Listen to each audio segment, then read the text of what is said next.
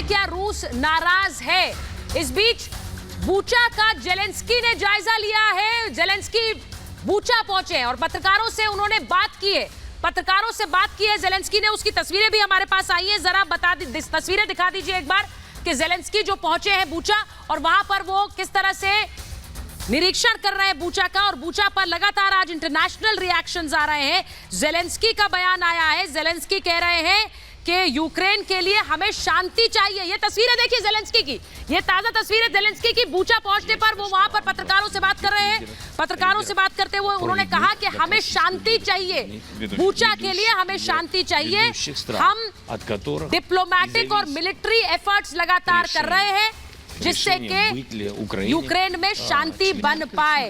Bucha पहुंचे Zelensky की ये तस्वीरें आप देख रहे हैं और शांति वार्ता को तैयार है जेलेंस्की, शांति वार्ता को तैयार। वो चाहते हैं कि शांति वार्ता हो, यूक्रेन और रूस में बातचीत हो और शांति कायम हो। इसी बात को उन्होंने बूचा में जाकर रखा है। ये ताजा तस्वीरें। और जेलेंस्की आजकल बाहर नहीं आते हैं, ये भी मैंने आपको बताया कैसे बंकर में रहते हैं जेलेंस्की। सुरक्षा कारणों से वो बंकर में रहते हैं। इस वक्त जो तस्वीरें आप देख रहे हैं जेलेंस्की की, ये पिछले कई दिनों से जेलेंस्की बाहर नहीं आए हैं उस बंकर से। आज वो बाहर निकले हैं, बूचा पहुंचे और सिक्योरिटी देख लीजिए जरा, सिक्योरिटी कितनी है उनके साथ। और वो बूचा पहुंचे और वहां पत्रकारों से बात कर रहे हैं। Когда мы знаем, что большая часть европейских государств и членов НАТО поддерживали Украину как члена Альянса, тогда еще, да, Бухарест. И прекрасно мы знаем, кто те лидеры.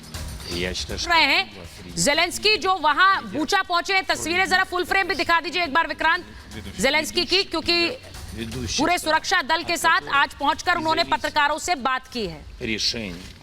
решение быть ли Украине членом. Меркель сюда. Почему вы так сказали? Ну, потому что я думаю, что она... और इस बीच जहां जेलेंस्की बूचा पहुंचे वहीं यूक्रेन भी रूस पर अपने हमले जारी रखे हुए। खबर ये आ रही है कि रूस पर हमला किया है। यूक्रेन के सैन्य ठिकानों पर रूस ने हमला किया है।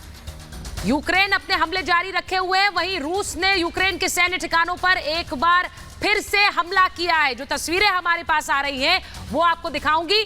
सैन्य ठिकाने, मिलिट्री डिपोज जिनको लगातार नष्ट कर रहे हैं, जिनको लगातार नष्ट कर रहा है रूस, और यही उसकी कोशिश है। यही मैंने आपको बताया कि क्या शायद मिलिट्री एम यही रहा कि मिलिट्री रूप से, सैन्य रूप से पूरी तरह कमजोर कर दो, घुटनों पर ला दो यूक्रेन को।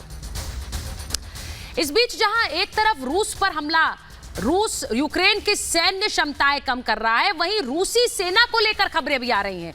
यह कहा जा रहा है कि रूसी सेना को लेकर पश्चिम जो दावे कर रहा है, उन दावों में कहा गया कि रूस की सेना का मनोबल गिर रहा है, मनोबल गिरने के कयास लगाए जा रहे हैं। यूक्रेन में नाकाम रही है रूसी सेना और इसका उनके मनोबल पर असर पड़ रहा है, यह कहा जा रहा है। यूक्रेन में नाकामी रही, युद्ध लड़ने में आनाकानी की भी चर्चाएं आ रही हैं कि सेना बहुत खुश होकर या फिर उत्साह के साथ इस जंग में नहीं जा रही है, एक उद्देश्य के साथ इस जंग में नहीं जा रही है।